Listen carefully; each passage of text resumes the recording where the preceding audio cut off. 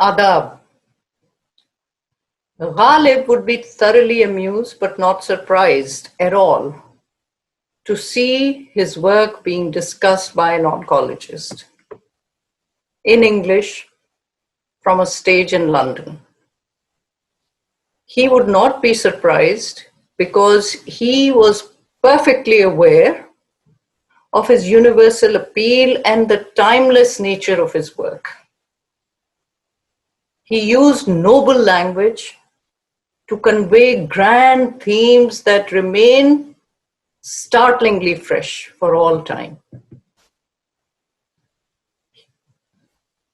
This immutability, it is this enduring charm that invites so many over the last 150 years to look at the poet through radically different angles again and again and again. My co-author, Sarah Suleri Goodyear, for the book Ghalib, Epistemologies of Elegance, and I are not Ghalib scholars by any stretch of the imagination. Rather, we are readers. Readers who are unabashedly self-serving in that we have untrammeled admiration for his magnificent body of work, the language that he was a master of, and most importantly, that intricate, courtly, courtesy culture that produced the language.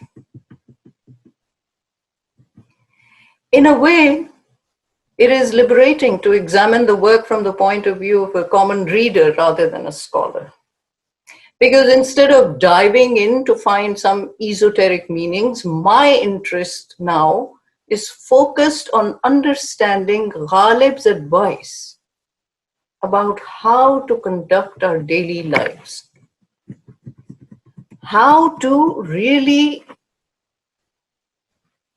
manage our affairs from day to day, how to arm ourselves to face the slings and arrows of outrageous fortune, how to bear the whips and scorns of time. And Ghalib never disappoints. He offers tremendous insights. I have yet to meet a problem in my life that he has not addressed in the space of 1802 shades in his famous divan, either directly or indirectly. And much of it coming from when he was between 17 and 24 years of age. So the title of my talk is The Many-Minded Ghalib. My reading is going to be a hybrid one, combining the purely aesthetic experience with a more pragmatic, practical, everyday experience. For one thing, Ghalib serves as a guiding light during some of my darkest professional moments. I'm an oncologist, treating patients with a particularly deadly form of bone marrow cancer. I walk countless individuals to their deaths, escorting them through some of the most harrowing, painful terminal illnesses. There's a point reached, rather invariably in these types of cancers, where no further treatment can be offered. This stage is particularly distressing to handle for the younger oncologists. They feel defeated, lost, bereft, almost paralyzed in the face of such mortality. Spurned by the vigor of youth, some fight back, denying the inevitable. Well, training young doctors is very much part of my daily responsibilities as a teacher at Columbia University. I counsel them to accept the truth, and instead of feeling crushed, I advise them to focus upon how to make the final journey less painful for their patients. How to bring a modicum of relief to their shattered spirits. Why they must shift their attention from trying to cure to trying to heal. Ghalib taught me how to make this possible. He points out in 1,000 nuanced ways how compassion and empathy are just as important for the ill, the suffering, the afflicted, as the drugs we administer to them. This one share, for example, is so profound. It is so poignant, so uplifting. I recite it often to my American medical students, residents, and fellows in training with me. तौफीक ब अंदाज़े हिम्मत है अज़ल से, तौफीक ब अंदाज़े हिम्मत है अज़ल से, आंखों में है वो कतरा जो गौहर न हुआ था. From infinity, accomplishment rests on endurance. Rain's triumph lies in becoming a tear and not a pearl. You see, the myth in Urdu poetry is that only the first few raindrops from the season's first rain have a chance of becoming a pearl if they land inside a clam. In this sher, Ghalib is providing consolation to raindrops that missed being the first of the season, and therefore they have no chance of becoming a pearl. He reminds them that yes, they cannot become a pearl, but now they have the possibility of becoming a tear that comes out of the eye of a lover. Ghalib elevates the energy of endurance until endurance itself becomes a humane and a dynamic force. Ultimately, the only consolation is that there is no consolation. This is the remarkable inversion of the reality principle, meaning that normally it is hope that gives subject to action.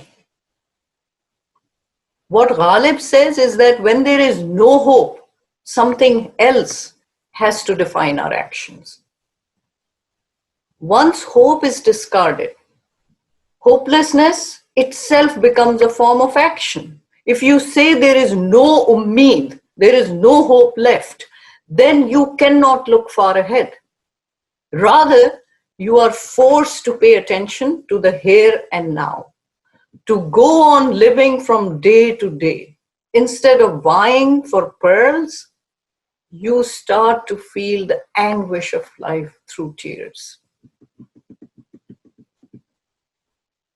I remind the young doctors not to become overly obsessed with finding a cure at this stage. Because finding none to offer, they tend to become dejected to the point of abandoning their patients, feeling they have nothing left to offer them. Well, in fact, this is where a doctor's real challenge begins. The cure part is easy, the science being represented by a pearl. Healing is the more difficult one, the tears part. आँखों में है वो कतरा जो गौहर न हुआ था, the one that didn't become a pearl. This one requires ultimate humility.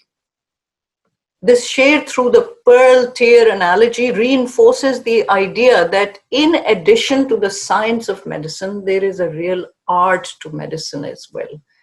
That warmth and sympathy and understanding can often outweigh a surgeon's knife or a chemist's drug.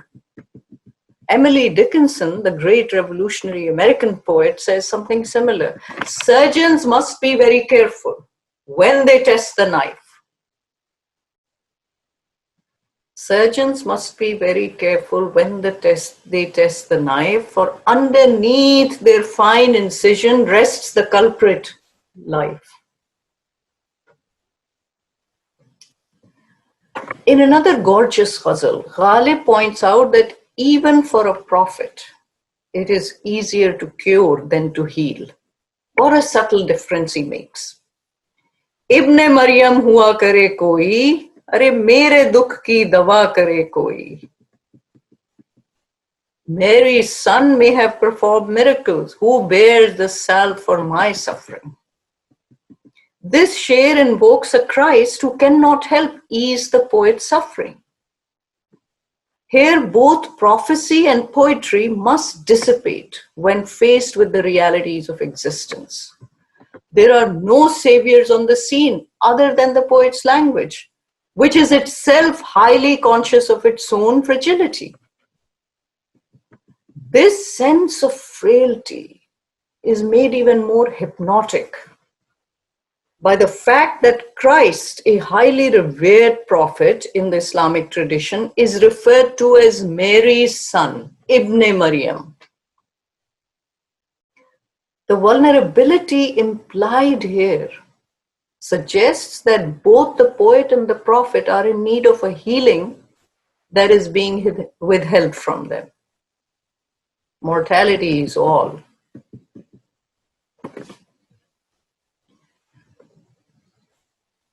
Here's another sher that conveys a host of varied meanings to the individual reader. Kaavish का दिल करे है तकाजा के है हनूज.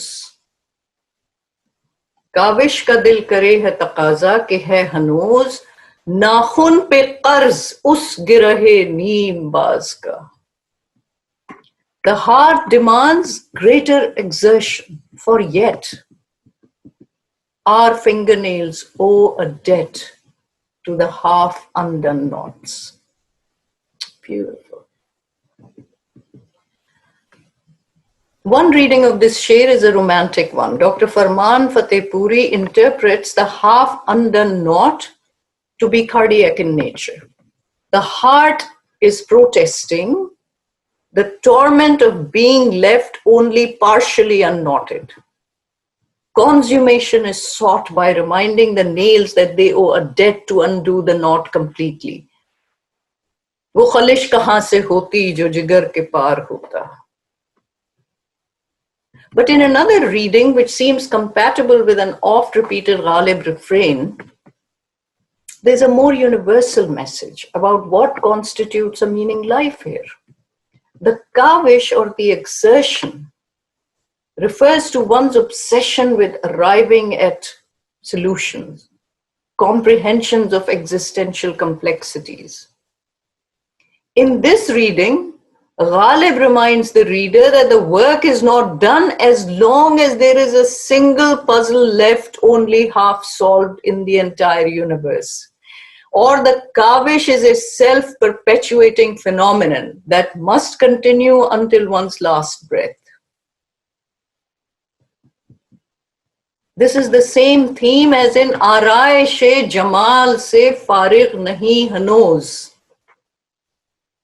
आराइश जमाल से फारिग नहीं हनूज. पेशे नजर है आईना दायम नकाब में.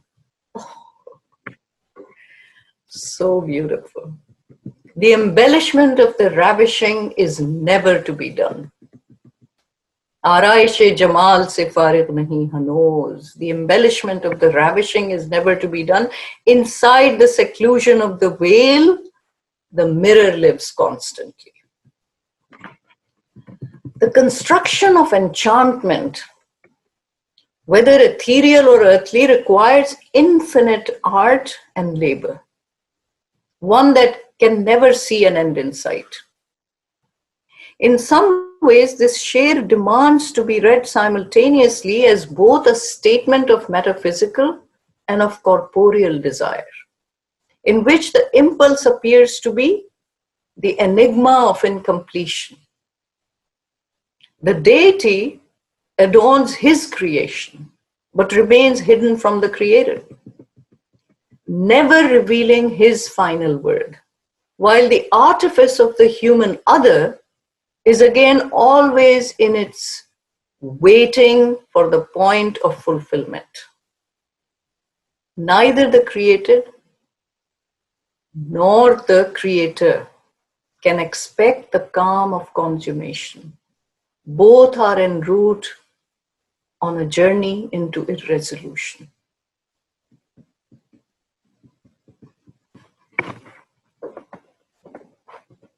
Here's another one of Ghalib's magnificent commentaries on the complex workings of the existential angst of humanity. बे मैं किसे है ताकते आशोबे आगही बे मैं किसे है ताकते आगोश आशोबे आगही खींचा है अज्ज़े हौसला ने खत अयाग का. Who can bear the anguish of awareness without wine? Our capacity, in fact, is what draws the line on the cup. बे मैं किसे है ताकते आशोबे आगही. Who can bear the anguish of awareness without wine? How beautiful is that? Ayah here refers to the cup of wine. Khecha hai ajze hausle ne khat ayah ka. Khat, of course, line. Ayah is the cup of wine. We need some form of intoxication, bekhudi, some jurate rindana to face the turmoil and the chaos of life. Yet, we hold back on imbibing. We set limits by drawing lines on the cup of wine because we are too weak to engage with abandon. Some interpret this by blaming the saki instead, who is miserly and measures out the wine that he's giving in small doses. Now, these lines on the wine cup, of course, take us to the apocryphal story of Jamshed, the fourth king in Firdausi's Shahnama. Jamshed is associated with discovery of wine. Legend has it that the king had banished a woman from his harem, and she became so despondent that she tried to commit suicide by drinking from a jar labeled with poison. In reality, it contained fermented spoiled grapes that were deemed undrinkable. After she swallows the so-called poison, instead of dying, the girl found her spirits soaring. She got so excited, she promptly took this intoxicating discovery to the king. And Jamshed not only accepted her back in his harem, in fact, he decreed that from that day onwards, all the grapes grown in Persia would be devoted to winemaking. Now, Jamshed possessed a special cup, Jam-e-Jamshed. It was said to be filled with an elixir of immortality. And all 7 heavens of the universe could be observed by simply looking into the cup. The whole world was said to be reflected in it, and the cup could reveal the deeper truths. Asrar-e-Azal. It is often depicted, in fact, as a crystal ball. The beauty of Urdu ghazal, with its symbolic language, is on full display here. So much is implied without ever actually mentioning anything by name. Simply by saying Khat Ayag Ka, the entire story of Jamshed and Jam-e-Jamshed are implied. Such techniques, when employed by the genius of Ghalib, add layers of complexities, leaving room for several possible interpretations, literally reaching beyond words. Coming back to the sher in question, Khecha hai ajze hausle ne khat ayab ka. I want to point out how Ghalib's poetry depicts an aching eroticism that veers between addressing an earthly versus a divine beloved with remarkable impunity. In the end, His essential message remains one of deep compassion. And yes, rather similar to Dante's in the Divine Comedy, that it is love that makes the universe go round. Ghalib adds to Dante by saying that there's only one real way to drink from the cup of love, with abandon. And of course, the conceit here is that Ghalib possesses that abandon. Since in another ghazal, the wine bearer is heard lamenting his absence in these words. कौन होता है हरीफे मैं मर्दफ़्कन इश्क. Such a beautiful ghazal. कौन होता है हरीफे मैं मर्दफ़्कन इश्क है मुकर्रर लबे साक़ी पे सला मेरे बाद. बारे आराम से हैं अहले जफा मेरे बाद. Who remains a challenger for the fatal intoxicant of love? The wine bearer repeats that invitation to imbibe in my aftermath, mere baad.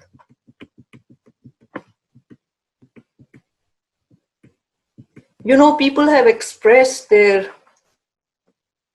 appreciation of Ghalib in many wonderful ways over the last 1.5 centuries.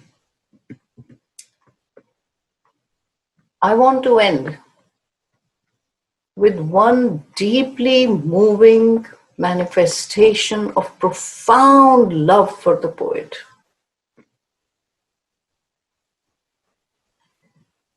In 1983, I was in Delhi with my mother, visiting her best friend, the great Urdu writer Saliha Abid Hussain.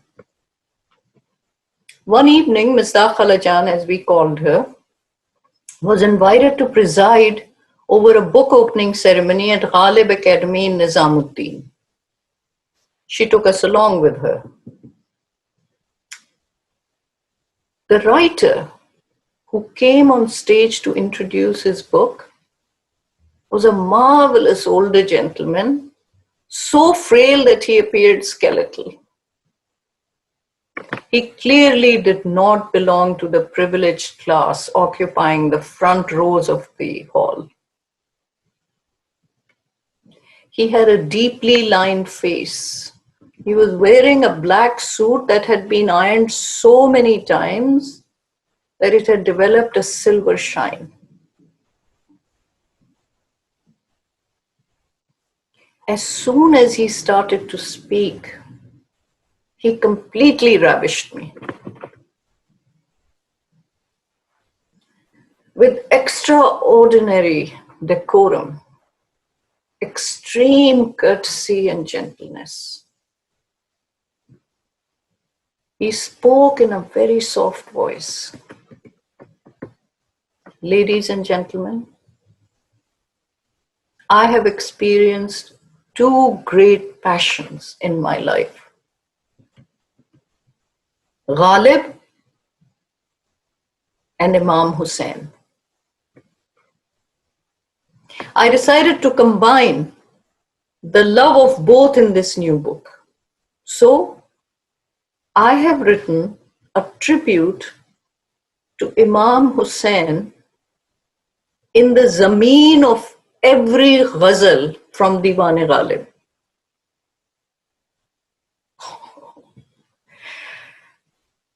आह को चाहिए कुम्र असर होने तक, नौहा I have written in this zameen. मुद्दत हुई है यार को मेहमा किए हुए, I have written a soz in this meter. वो फिराक और वो विसाल कहाँ, I have written a salam in this beher. This is the inimitable uniqueness of Ghalib.